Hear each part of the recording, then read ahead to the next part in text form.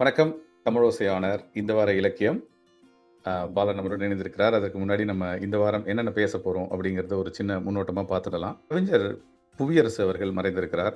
அவருக்கு அஞ்சலி செலுத்தப் போகிறோம். இந்த வார இலக்கியம் பாலா வழக்கம்போல நிறைய அப்டேட்ஸ் கொண்டு வந்திருக்காரு. தமிழின் முன்னணி எழுத்தாளர்களும் இப்போ வந்து யூடியூப் சேனல்ஸ் ஆரம்பித்து அவங்க அதை பிராண்டடாக பண்ணிகிட்டு இருக்காங்க. ஜென் சிறுகதைகள் இந்த வாரம் பேச போகிறோம். ஒரு பொதுமை இது வரைக்கும் நம்ம ஜென் சிறுகதைகள் பேசினதில்லை நம்மளுடைய இந்த வார இலக்கியத்தில். வந்து காட்சியே சாட்சி அப்படின்னு ஒரு புது செக்மெண்ட் பண்ணலாம் அப்படின்னு சொல்லிட்டு, ஏன்னா கதைகள் எல்லா இடத்துலையும் இருக்குது, அதை எப்படி நம்ம வெளிக்கொணர்றோம் அல்லது எப்படி அதை உணர்கிறோம் அப்படிங்கிறதுக்கு இந்த காட்சியே சாட்சி செக்மெண்ட் உதவும் அப்படின்னு நம்புகிறேன். அடுத்தது யூமா வாசுகி அவர்களின் கடிதமும் அவருக்கான பணி நியமனமும் இதை பற்றி பேச போகிறோம் நம்ம இந்த வார கழகத்தில். இந்த வார கேள்வியும் இருக்குது, அது அந்த காட்சியே சாட்சியின் தொடர்ச்சியாக இருக்கலாம். வாங்க நம்ம இப்போ நிகழ்ச்சிக்குள்ள போகலாம். வணக்கம் பாலா. வணக்கம், எப்படி இருக்கீங்க சிவா? நல்லா இருக்கேன் பாலா.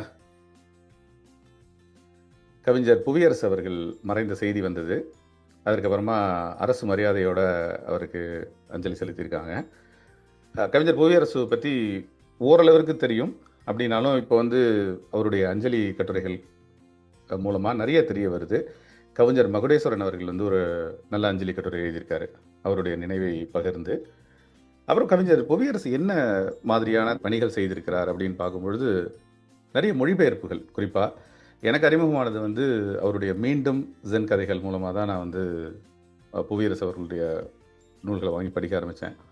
நிறைய படைப்புகள் கொடுத்துருக்காரு. 2 முறை சாகித்ய அகாடமி விருதும் வாங்கியிருக்காரு. புரட்சிக்காரன் மற்றும் அவருடைய வானம்பாடி அப்படிங்கிற இதழும் ஒரு 11 வருடங்கள் கிட்டத்தட்ட நடத்திட்டு வந்திருக்காரு. கவிதையில் மிகப்பெரிய ஆளுமை. மொழிபெயர்ப்பில் வந்து அவருடைய மொழிபெயர்ப்பில் வந்து அது வந்து மிகவும் திருப்திகரமாக இருக்கும் அப்படின்னு நிறைய பேர் சொல்லியிருக்காங்க. அவருடைய படைப்புகள் அப்படின்னு சொல்லிட்டு ஒரு இணையதளத்தில் மிக அழகாக தொகுத்து கொடுத்துருக்காங்க. அதனுடைய சிலவற்றை நான் இங்கே வாசிக்க போகிறேன். அப்படியே திருமண பரிசு இலக்கிய கட்டுரைகள் வந்திருக்கு. வள்ளுவரும் இளங்கோவும் ஒரு ஆராய்ச்சி கட்டுரை. அப்புறம் ஔவையும் மூவேந்தரும் சங்க இலக்கியத்தை பற்றி, புலவர் பெருமை சங்க இலக்கியத்தில், மல்லைத்துறை அப்படின்னு ஒரு நாவல், ராஜதுரை நாவல், அப்புறம் புவியரசு கவிதைகள் கவிதை தொகுதி வெளியிட்டிருக்காரு. காவலரும் பாவலரும் அப்படின்னு சொல்லிட்டு சங்க இலக்கியம் தொடர்பாக, உழைப்பால் உயர்ந்த மேதை கென்னடி அப்படின்னு சொல்லிட்டு வரலாறு சம்மந்தப்பட்டது, இதுதான் அப்படின்னு ஒரு கவிதை தொகுதி, மீறல் அப்படின்னு ஒரு கவிதை தொகுதி அப்படின்னு சொல்லிட்டு அவருடைய புத்தகங்களுடைய பட்டியல் மிக பெருசாக போகுது. இலக்கியத்துக்கு அவர் ஆற்றியிருக்கிற பங்கு மிகச்சிறப்பாக இருக்கிறது அப்படிங்கிறது மட்டும் நம்மளால் சொல்லிக்க முடியும். கவிஞர் புவியரசுவை தெரியாத இன்றைய தலைமுறையினர் அவருடைய கவிதைகளை எடுத்து படிக்கலாம். அந்த வானம்பாடிங்கிற ஒரு சிற்றிதழ் இலக்கிய இதழ் வந்து அவர் நடத்திட்டு வந்திருக்கார் கிட்டத்தட்ட ஒரு 11 வருடங்கள். அதை பற்றி நிறைய சுவையான சம்பவங்கள் அவரே சொல்லியிருக்காரு. ஏன்னா கிட்டத்தட்ட நக்சலைட் இயக்கம் மாதிரி அதை ட்ரீட் பண்ணாங்க. அதனால் என்னுடைய முகவரியிலேருந்து அது வந்தது. என்னுடைய சம்பளமே ரொம்ப குறைவு தான், 100 ரூபாய்க்கு கம்மியாக தான் சம்பளம் வாங்கியிருக்காரு. என்னை விட அதிக சம்பளக்காரர்களான மூமேத்தா அவங்க வீட்டு அட்ரஸ்லாம் போட்டு அவங்களுக்கு ஏதாவது பிரச்சனை வரும் அப்படின்னு சொல்லிட்டு தன்னுடைய வீட்டு முகவரியிலேயே அந்த சிற்றிதழை நடத்தியிருக்கிறார் கவிஞர் புவியரசு. இதை பற்றி நிறைய செய்திகள் அவரை பற்றி அஞ்சலி குறிப்புகளாக வந்திருக்கிறது. ஒரு மிகப்பெரிய இழப்பு அப்படின்னு தான் சொல்லணும் அவருடைய இழப்பை. முதல்ல நம்ம வீடியோக்களை பார்த்துடலாம். இப்போ எல்லாரும் நம்ம ஒரு கொஞ்ச காலமா பண்ணிட்டு இருக்கோம். எஸ் ராமகிருஷ்ணன் ரொம்ப காலமாவே பேருரைகள், அவரோட சிறப்புரைகளை அவரோட தேசாந்திரி சேனல்ல போட்டுட்டு இருக்கார். அவர் வந்துட்டு புதுசா கதை பயணி அப்படிங்கிறது அவருக்கு பிடித்த கதைகளை அவர் எப்பவுமே ஒரு முதன்மையான கதை சொல்லி, அதாவது பவச்சலத்துறை இப்போ புகழ் பெற்றிருந்தாலும் அவர் வந்துட்டு ஒரு இந்த கதை சொல்றதுங்கிறத அவருக்கு முன்னாடியே ஆரம்பிச்சாரோ, யார் முதல்லன்னு தெரியல. பட் அவர் ஒரு சுவாரஸ்யமான கதை சொல்லி அவர் வந்துட்டு ரஷ்ய கதைகளை சொல்றதா இருக்கட்டும், அதுவும் பெரிய காப்பியங்களான வார் அண்ட் பீஸ் மாதிரி நாவல்கள், அண்ணா கரீனா அவருக்கு ரொம்ப நெருக்கமானவை. அதெல்லாத்தையும் அவர் சொல்ற விதமே ரொம்ப சுவாரஸ்யமா இருக்கும். அவர் வந்துட்டு கதை பயணியை துவங்கி இருக்கார். அதுக்கப்புறம் மும்மூர்த்திகள்ல கடைசியா பாக்கி இருக்கிறவர் இவர் தான், சாரு தான். சாருவும் ஆரம்பிச்சிட்டார். அவருக்கு பிடித்த உடல் நலத்தோட ஆரம்பித்திருக்கார். அவுட் சைடர் அப்படிங்கிற பேர்ல ஆரம்பிச்சிருக்கார். அவர் சொல்றார் யூனிஃபைட் விஸ்டம் ஜெயமோகன் பண்ற மாதிரியே சில விஷயங்களையும் தொட போறேன். அப்படிங்கிறத சுவாரஸ்யமா சொல்லியிருக்கார். ஸோ பார்க்கணும், எப்படி போக போக தான் பார்க்கணும் யாரெல்லாம் எப்படி எல்லாம் கண்டினியூ பண்றாங்கன்னு. அது தவிர நம்ம யூடியூப் பத்தி பேசும்போது ஸ்ருதி டிவியோட இலக்கியம் சேனலுக்கு நிச்சயமா சப்ஸ்கிரைப் பண்ணிடுங்க. அவங்க ரொம்ப சுவாரஸ்யமா கண்டினியூஸா எல்லா விஷயங்களையும் போட்டுட்டு இருக்காங்க.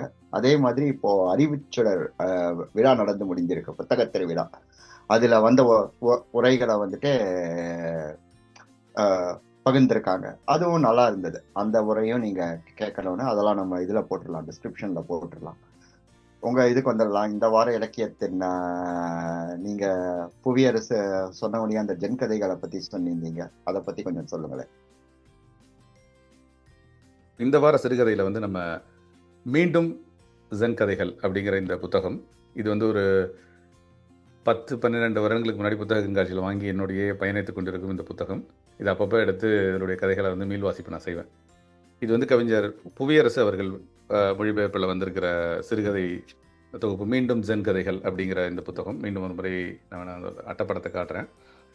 இந்த புத்தகத்தில் என்ன ஒரு சிறப்பு என்னென்னா, இந்த புத்தகத்தை எடுத்து இப்படி புரட்டின உடனே நம்மளுடைய சங்க இலக்கியங்களில் அல்லது பழைய பாடல்களில் இல்லாத துறைகளோ கதைகளோ இல்லை அப்படிங்கிற அளவுக்கு தான் என்னுடைய ஒரு நம்பிக்கை.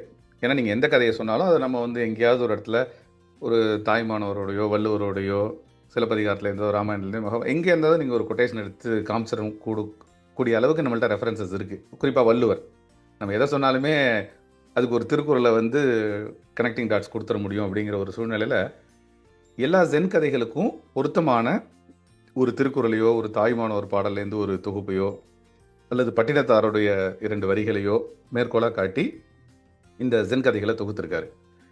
ஜென் கதைகளை படிக்க ஆரம்பிக்கும் பொழுது எனக்குள்ளே ஏற்பட்ட மாற்றம்னா, நம்ம வழக்கமான சிறுகதைகள் மாதிரி அது இருக்காது. ஹைக்கூ எப்படி உங்களுக்கு பிடிக்குமா அப்படின்னா ஜென் கதைகள் பிடிக்கும். ஏன்னா செய்திகள் வந்து கொஞ்சம் துண்டு துண்டாக இருக்கிற மாதிரி இருக்கும், புரியாத மாதிரி இருக்கும். அதை வந்து நம்ம வந்து கனெக்டிங் டாட்ஸ் கொடுத்து புரிஞ்சுக்கிற மாதிரி இருக்கும். ரொம்ப சுருக்கமான ஒரு சிறுகதைகளாக இந்த ஒரு பக்க சிறுகதைகள் அப்படின்லாம் விகடனில் வந்தது மாதிரி இருக்கும். ஆனால் அதில் சொல்லக்கூடிய கான்டெக்ஸ்ட் வேறு, இதில் இருக்கிறது வேறு. இப்போ ஒரு சிறுகதை வந்து ஒரு ஒரு ஒரு பக்கத்துக்குள்ளே வரக்கூடிய ஒரு சிறுகதை தான் அவசரமே தாமதம் அப்படின்னு ஒரு சிறுகதை. ஒன்றும் ஒரு இளைஞன் வந்து வால் பயிற்சிக்காக ஒரு குருவை தேடி போகிறான். அவர் தான் வந்து ஒரு சிறந்த பயிற்சியாளர் அப்படின்னு நம்பிட்டு அவர்கிட்ட போயிட்டு, நான் இந்த மாதிரி வால் பயிற்சி எடுத்துக்கணும் உங்கள்கிட்ட, இதுக்கு எவ்வளோ நாள் ஆகும் அப்படின்னு கேட்குறான். எவ்வளோ நாள் ஆகும்னா, நீ ஓரளவுக்கு நல்லா வரணும் அப்படின்னா கிட்டத்தட்ட ஒரு 10 வருஷம் ஆகும் அப்படிங்கிறாரு. உடனே அவன் சொல்கிறான், 10 வருஷமா? அவ்வளோலாம் என்னால் காத்திருக்க முடியாது, எங்கள் அப்பாவுக்கு வேறு உடம்பு சரியில்லை, நான் வந்து இதை எவ்வளோ சீக்கிரம் கற்றுக்கிறேனோ அவ்வளோ சீக்கிரம் எனக்கு இதை கற்றுக் கொடுக்கணும் நீங்கள் அப்படிங்கிறான். அப்படின்னா கிட்டத்தட்ட ஒரு 30 வருடங்கள் கூட ஆகலாம் உனக்கு அப்படிங்கிறாரு. இப்போ தான் 10 வருஷம்னு சொன்னீங்க, அதுக்குள்ளே 30 வருஷங்கிறீங்க, நீங்கள் சுத்தமாக ஒத்து வராது, எனக்கு எவ்வளோ சீக்கிரம் வேணுமோ அவ்வளோ சீக்கிரம் கற்றுக்கணும் அப்படிங்கிறான். நீ சொல்கிறத பார்த்தா அநேகமாக உனக்கு ஒரு 70 வருஷம் நீ என் கூட தான் இருந்து கற்றுக்கணும்னு நினைக்கிறேன் அப்படிங்கிறாரு அந்த குரு திருப்பியும். 70 வருஷமா அப்படின்னு சொல்லிட்டு அவன் ஆச்சரியப்பட்டு அதோட ஷாக்கார மாதிரி இந்த கதை முடிஞ்சிடும். இந்த கதை வந்து நம்ம மேலோட்டமாக பார்த்தா இதில் என்ன மெசேஜ் இருக்குது அப்படிங்கிற மாதிரி தோணும். ஆனால் அந்த மெசேஜ் என்ன அப்படின்னா, நீ அவசரத்துலேயும் பதட்டத்துலேயும் இருந்தேன்னா எதையுமே ஒழுங்காக கற்றுக்க முடியாது, அதுக்கான காலத்தை நான் நிர்ணயிக்க முடியாது அப்படிங்கிறதா இந்த கதையோட சுருக்கம் அப்படின்னு சொல்லிட்டு, அதுக்கு தாய்மானவருடைய பாடல்லேருந்து ஒரு பாடலை எடுத்து இந்த அகந்தை, அதாவது நான் எல்லாத்தையும் சீக்கிரமாக கற்றுட்டுருவேன், இதை நீங்கள் எப்படி வேணால் பொருத்தி பார்க்கலாம். அவனுடைய காரணத்துலேயும் ஒரு நியாயம் இருக்குது, அவன் ஏன் சீக்கிரமாக கற்றுக்கணும்னு சொல்கிறான் அப்படின்னு நம்ம வாதிடலாம். ஆனால் இந்த ஜென் கதைகள் எல்லாமே தன்னை அறிதல், அந்த செல்ஃப் ரியலைசேஷனை கொண்டு வந்து எங்கே நிறுத்துது அப்படிங்கிறதுல தான் புரிதல் இருக்கணும். ஸோ இதில் அவர் சொல்ல வருது என்னென்னா, அந்த அவசரத்தில் பதட்டத்தில் உனக்கு வந்து அகந்தை தலைக்கு ஏறிடும், அது இல்லாமல் நீ பார்த்துக்கணும், அது உரிய காலத்தில் நீ கற்றுக்க முடியாது. ஒழுங்காக கற்றுக்கிட்டா ஒரு 6 மாதத்தில் கூட கற்றுக்க முடியும், ஆனால் வந்து கேட்ட கேள்வியே முறையற்ற ஒரு கேள்வியாக நம்ம பாவிக்கணும் அப்படிங்கிற மாதிரியான இந்த ஜென் கதைகள். இது மாதிரி ஒரு பக்கத்தில் சொல்லக்கூடிய நிறைய அழகான கதைகள் இருக்குது இந்த மீண்டும் ஜென் கதைகள். இது பிடிஎஃபாக கிடைக்குதான்னு எனக்கு தெரியல, ஆனால் ஜென் கதைகள்னு இதனுடைய முதல் பதிப்பு ஒன்று வந்திருக்கு. இது மீண்டும் ஜென் கதைகள், இது கண்ணதாசன் பதிப்பகத்தில் வெளியிட்டிருக்காங்க. என்ன இது படித்தோன்னே எனக்கு என்ன தோணுச்சுன்னா, இந்த ஜென்சி கிட்ஸுக்கு இந்த ஜென் கதைகள் வந்து ரொம்ப தேவையோ அப்படின்னு ஒரு சின்ன தாட் ப்ராசஸ் எனக்கு வந்தது.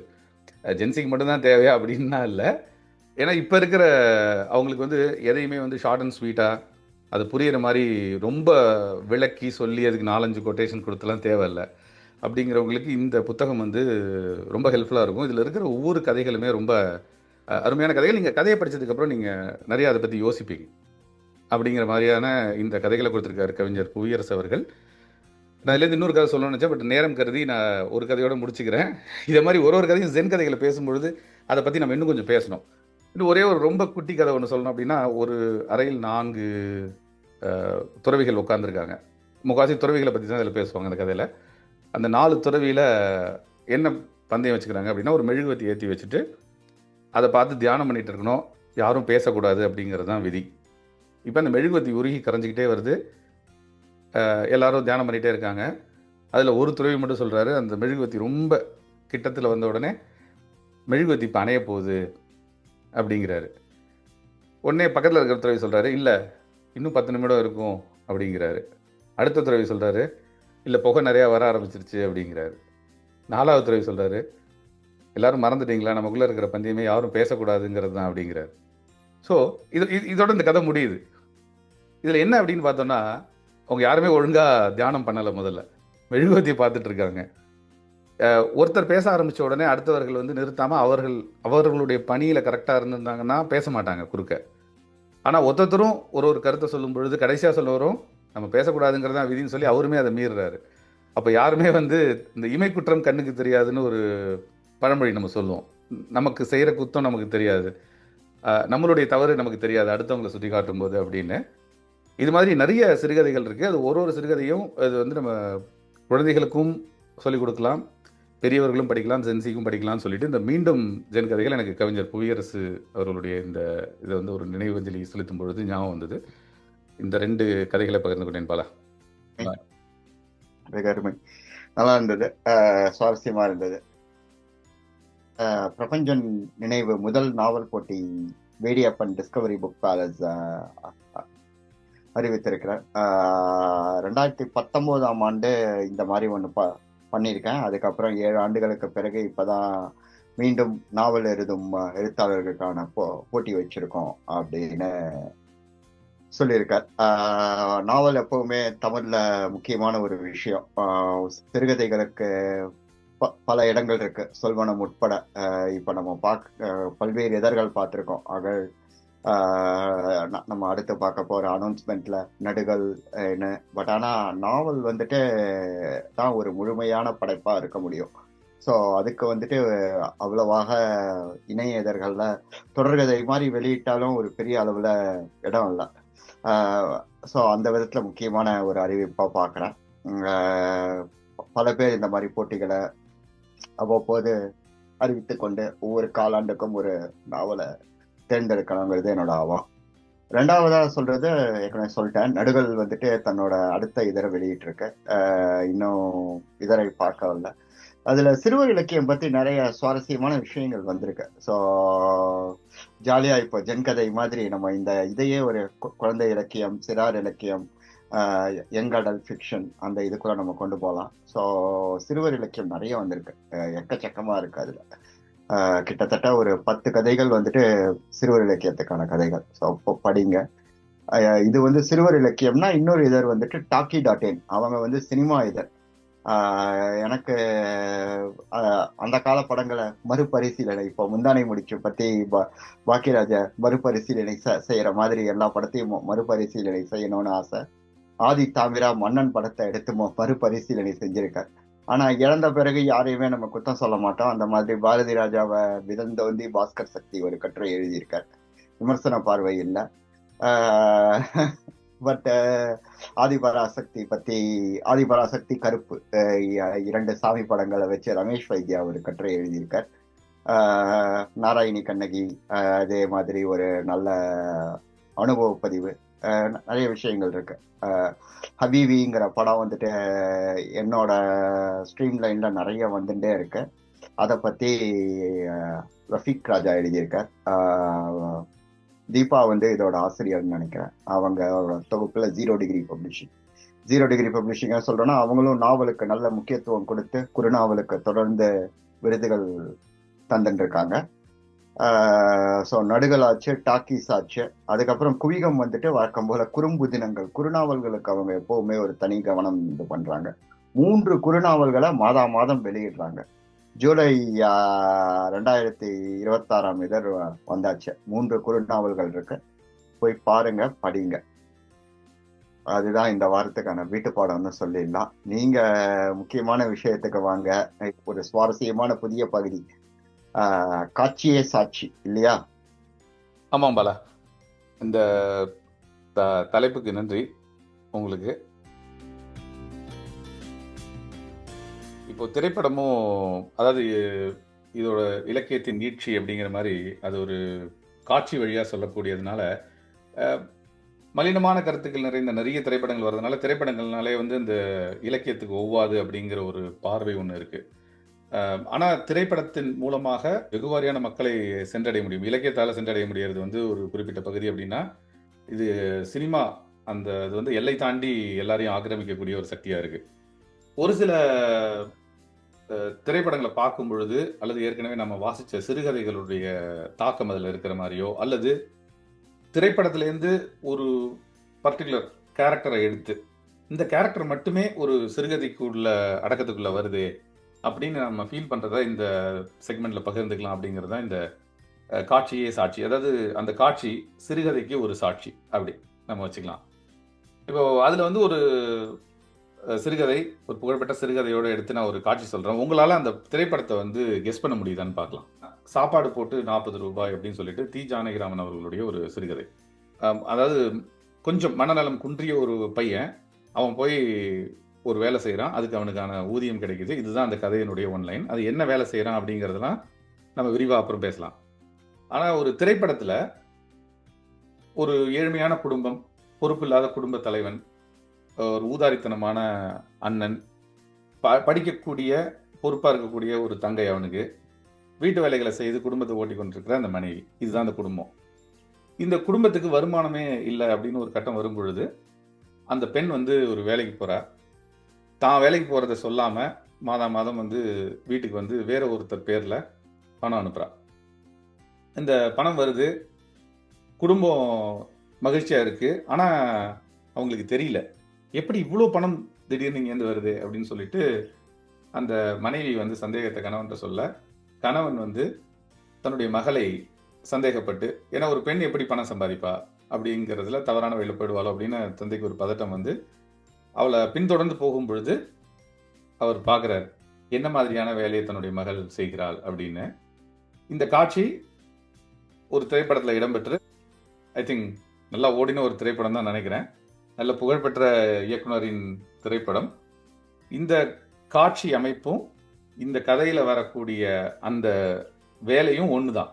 ஆனால் கதை சொல்லக்கூடிய செய்தி வேற, இந்த திரைப்படம் சொல்லக்கூடிய செய்தி வேற. ஆனால் இது நீங்கள் பெருவாரியாக இது ரெண்டையும் படிச்சிருந்தீங்க, இதையும் பார்த்துருந்தீங்கன்னா நீங்கள் வந்து மேட்ச் பண்ண முடிஞ்சது. என்னால் கெஸ் பண்ண முடியுதா பல உங்களால் அது என்ன திரைப்படம் அப்படின்னு? இது பார்த்தா இயக்குனர் விசு மாதிரி தோணுது. பட் வாசகர்களிடம் நம்ம இந்த கேள்வியை கேட்போம்.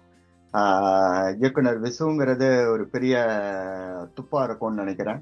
அந்த துப்பை வச்சுன்னு நம்ம வாசகர்கள் சாலையே போடுவாங்க. ஸோ அவர்கள் வரி காட்டுட்டோம். அப்ப இந்த வார கேள்வியில இதை கேட்டுடலாம், சரியா? இந்த இப்ப சாப்பாடு போட்டு 40 ரூபாய் சிறுகதைன்னு நம்ம சொல்லியாச்சு. அதுல வரக்கூடிய என்ன வேலைன்னு நம்ம சொல்லல. ஆனால் அந்த வேலையை வந்து சிறுகதை படிச்சுக்கலாம். அது இணையத்தில் கிடைக்குது. அந்த சிறுகதை அருமையான ஒரு சிறுகதை படிப்பதற்கான வாய்ப்பா இருக்கும். இந்த கதை நீங்க விசுன்னு ஒரு க்ளூ கொடுத்துட்டீங்க. I agree with you.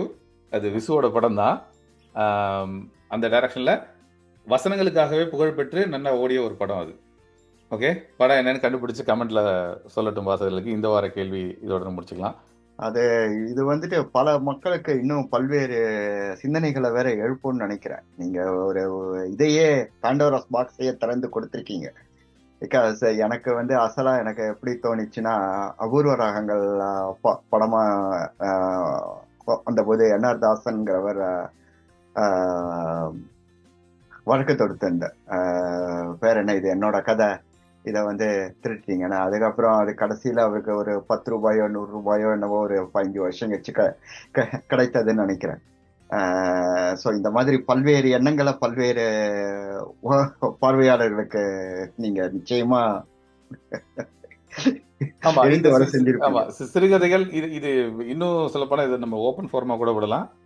நீங்கள் திரைப்படத்தில் பார்த்த ஒரு காட்சியோ அல்லது வசனத்தை சொல்ல வேண்டாம்னு நினைக்கிறேன். ஏன்னா அது ஒரு கதையாக நம்ம அடக்கம் பண்ணி பார்க்கலாம், அதாவது ஒரு அடக்கத்துக்குள்ளே கொண்டு வரலாம் அப்படின்னு.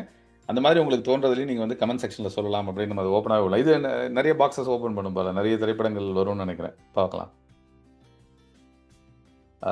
எழுத்தாளர் மற்றும் ஓவிய ஆசிரியர் யூமா வாசுகி அவர்களின் ஒரு கடிதமும் அந்த கடிதத்திற்கான எதிர்வினையும் அழகா அந்த பதிவை எழுதியிருக்காரு அவரு. ஒரு கடிதம் அரசாங்கத்திற்கு. ஆனா இவ்வளவு விரைந்து செயலாற்ற முடியுமா அப்படிங்கிற அளவுக்கு அமெரிக்கால தான் இருக்காரு அமைச்சர், பள்ளிக்கல்வித்துறை அமைச்சர் இங்க. அவர் வந்து உடனே விரைந்து தலையிட்டு பணி ஆணையும் வழங்கி இருக்கிறார். யுமா வாசுகி வந்து 2 முறை சாகித்ய அகாதமி விருது வாங்கின ஒரு எழுத்தாளர். ஓவிய கல்லூரி, அதாவது குழந்தைக்கு அருகில் ஒரு ஓவிய கல்லூரி இருக்கு, அரசு கவின் கல்லூரி அப்படின்னு. அது வழக்கமான சொல்லுவாங்க, கும்பகோணம் எங்கள் ஊருக்கு பக்கத்தில் இருக்கிற ஒரு காலேஜ். மொத்தமே தமிழ்நாட்டில் 2 ஆர்ட்ஸ் காலேஜ் தான் சொல்லுவாங்கன்னு நினைக்கிறேன். ஒன்று கும்பகோணத்தில், இன்னொன்று வந்து சென்னையிலன்னு நினைக்கிறேன். அந்த ஆர்ட்ஸ் காலேஜில் படிச்சிருக்காரு அவர். ஸோ அவருக்கு வந்து இந்த பணி நியமனம் திரும்பி கிடைச்சது சம்மந்தமாக ஒரு வாழ்த்துக்கள், நிறைய வாழ்த்துக்கள் நிறைய பேர் சொல்லியிருக்காங்க. அதை சுற்றி சர்ச்சையாக வந்து அபிலாஷ் அவர்கள் கொஞ்சம், அதாவது விமர்சனம் வைக்கிற மாதிரி எழுத போக, அதுக்கு வந்து ஒரு பதிவு வந்தோடனே அவர் அந்த பதிவையும் நீக்கியிருக்காரு. அதுக்கு இது வந்து சரியில்லையோன்னு நினைக்கிறேன் அப்படின்னு சொல்லி திங்க் பண்ணி அதை பதிவை நீக்கியிருக்காரு ஃபேஸ்புக்லேருந்து பலா. இதை பற்றி உங்களுடைய பார்வை என்ன அப்படிங்கிறத கொஞ்சம் விரிவாக பகிர்ந்துக்கிட்டிங்கன்னா நல்லாயிருக்கும். நல்ல இலக்கிய கழகம்.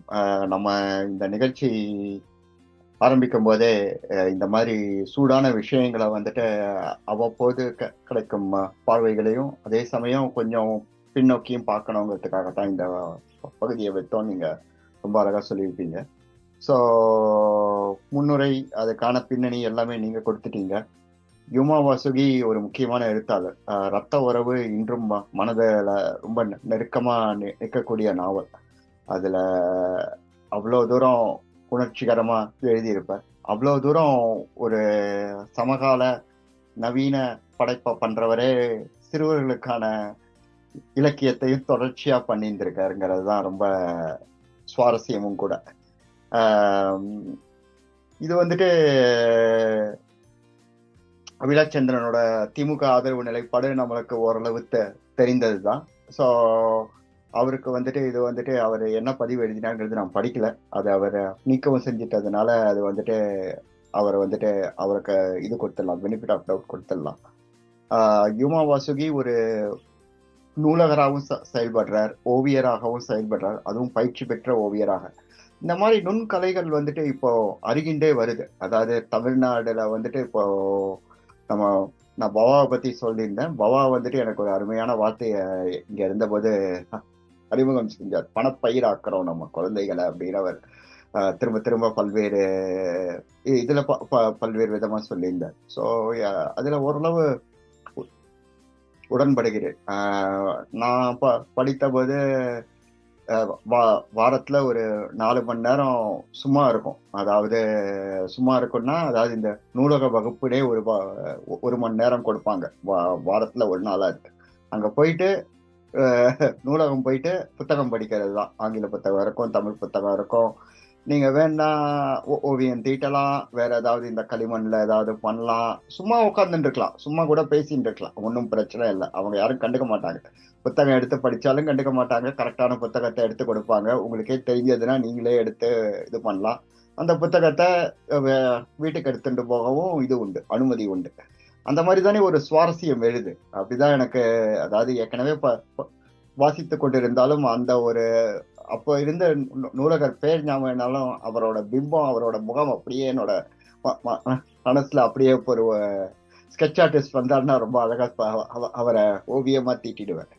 ஸோ அந்த மாதிரி ஒரு இன்ஃப்ளூயன்சர்ஸா தான் இவங்க எல்லாருமே இருக்காங்க. ஸோ அந்த மாதிரி ஒரு முக்கியமான பணியில இவர் இருக்கார், யுமா வாசுகி இருக்கார்.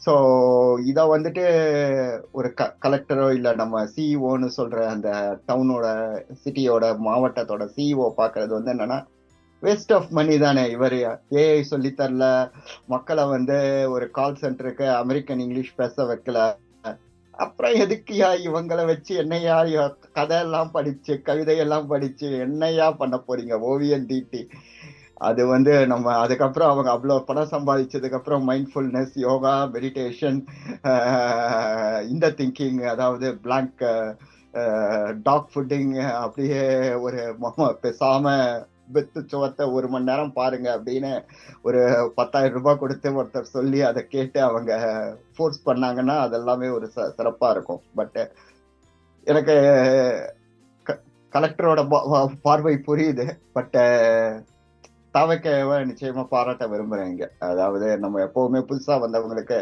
நம்ம ஒரு பாசமா இருக்கும், ஒரு சந்தோஷமா இருக்கும். அவங்க அதாவது நீங்க சொன்னபடி அவர் இங்க இருக்கார், அமெரிக்கால இருக்கார். அவருக்கு இங்க வந்துட்டு பல்வேறு கமிட்மெண்ட்ஸ் இருக்கும்.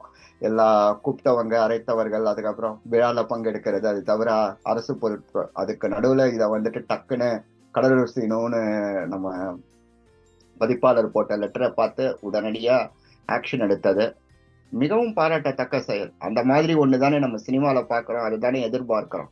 அத நிஜத்துல நடத்தினதுக்கு மிகப்பெரிய வாழ்த்துக்களை தெரிவிச்சுக்கிறேன், மகிழ்ச்சியும் கூட. நன்றி பாலா. நல்ல ஒரு முழு தொகுப்பா அதை சொன்னீங்க. யுவ வாசுகி உண்மையிலேயே வந்து பால புரஸ்கார் அவார்டும் வாங்கியிருக்காரு. சிறார் இலக்கியம் அப்படிங்கிறத வந்து எந்த அளவுக்கு கொண்டு சேர்த்துருக்கோம் அப்படிங்கிறது தெரியல. ஏன்னா இப்போ வந்து இந்த தலைமை வந்து ஃபுல்லாக வீடியோக்களுக்கு மாறிட்டாங்க எல்லாருமே அப்படிங்கிறது. வாசகர் அதாவது வாசிப்பு வந்து குறைஞ்சிருச்சு அப்படிங்கிறது. நீங்கள் சொன்ன மாதிரி நானுமே படிக்கும் பொழுது நெசவுன்னு ஒரு பீரியட் உண்டு. வாரத்துக்கு வந்து 1-2 அந்த பீரியட்ஸ் வரும். நெசவு பற்றி ஒரு சின்ன நூல் வச்சு அல்லது அந்த தறி நெய்யறது இந்த மாதிரியான கிளாஸ் வந்து நெசவு ஆசிரியர்னே ஒருத்தர் இருந்தார். ஓவியம் நீங்கள் சொன்ன மாதிரி ஓவிய ஆசிரியர் இருந்திருக்காரு. இப்போ இவருக்குமே காரணம் சொன்னது வந்து அரசு பள்ளியில் வந்து மாணவர்கள் ரொம்ப குறைவாக இருக்கிறார்கள் அப்படின்னு சொல்லி தான் அந்த மறுத்திருக்காங்க அதை. ஆனால் அந்த சர்ச்சை வந்து அவருடைய முழு பக்க கடிதம், அதற்கு விரைந்து செயலாற்றிய தருணம், அதற்கு அவர் பதிவிட்டது நானும் உங்கள் வாசகன் அப்படின்னு சொன்னது வந்து இந்த அமைச்சர் சொன்னது வந்து ரொம்ப ஒரு பேசு பொருளாக இருக்கு. ஒரு எழுத்தாளனை மதிக்கும் சமூகமாக நம்ம மாறணும் அப்படின்னு சொன்னதுக்கு ஏற்ற மாதிரி ஒரு அமைச்சர் வந்து அதை சொல்லணுங்கிற அவசியம் இல்லை. உங்களுக்கான பணி நியமனம் வந்துருச்சு, உங்களை எனக்கு தெரியும் அப்படின்னு சொல்லி இருந்திருக்கலாம். ஆனால் உங்களின் அநேக வாசகர்களில் நானும் ஒருவன்கிற மாதிரியான ஒரு பதிவு ஒன்று போட்டது வந்து எழுத்தாளர்களை ஒரு மரியாதை செய்யக்கூடிய ஒரு செயலாக பார்க்கப்பட்டு ஒரு மிகவும் பாராட்டுக்குரியதாக அந்த செயல் அமைஞ்சிருந்தது. இன்னும் ஒரே ஒரு செய்தியை அந்த வரியில் சொல்லிட்டு நம்ம முடிச்சுக்கலாம். இன்னொன்று வந்து மனுஷபுத்திரன் அவர்களுடைய ஒரு பதிவை பார்த்துருந்தேன். அவர் வந்து ஒரு யூடியூப் சேனலுக்கு என்னை கூப்பிட்டுருந்தாங்க. பேசி முடிச்ச உடனே வந்து கிட்டத்தட்ட ஒரு 3000 ரூபாயை கொடுத்தாங்க. அது எனக்கு வந்து ஒரு பெரிய ஷாக்கிங்காக இருந்தது.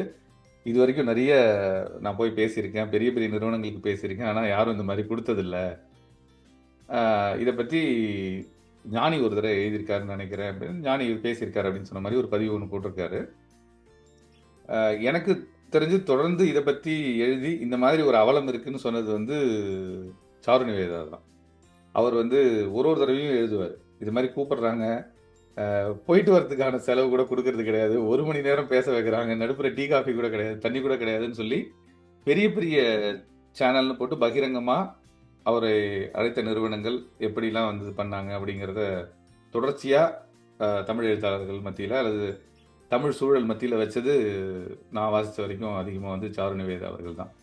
ஆனால் இப்போ நம்ம நிறைய யூடியூப் சேனல் பார்க்குறோம், எல்லாரும் போய் பேசுகிறாங்க. ஆனால் அவங்களுக்கெல்லாம் இந்த மாதிரியான ஒரு வெகுமதி தான் கிடைக்குது அப்படின்னு நினச்சோம்னா நம்ம என்ன மாதிரியான ஒரு இடத்துல இருக்கோம் அப்படிங்கிறது தெரியல. அவங்களுக்கு 24 மணி நேரம் செய்தி தேவைப்படுது. ஆனால் அதற்கான மூலாதாரமாக கூப்பிட்றவங்களுக்கு எந்த விதமாக அதாவது ஒரு மரியாதை கிடைக்கிறதில்ல அப்படிங்கிறது ஆச்சரியமாக இருந்தது. ஸோ அந்த விஷயத்தையும் பகிர்ந்துக்கலாம்னு நினச்சேன். இந்த வார கேள்வியை நம்ம முன்னாடியே கேட்டுட்டோம். கேட்காதவர்கள் மீண்டும் வந்து நம்ம காட்சியே சாட்சி செக்மெண்ட் போய் கேளுங்க. உங்களுக்கு தெரிந்தால் அந்த திரைப்படத்தின் பெயரை கமெண்ட்ல சொல்லுங்க. மீண்டும் அடுத்த வாரம் சந்திக்கும் வரை உங்களிடமிருந்து விடைபெறுவது சிவா. நன்றி பாலா.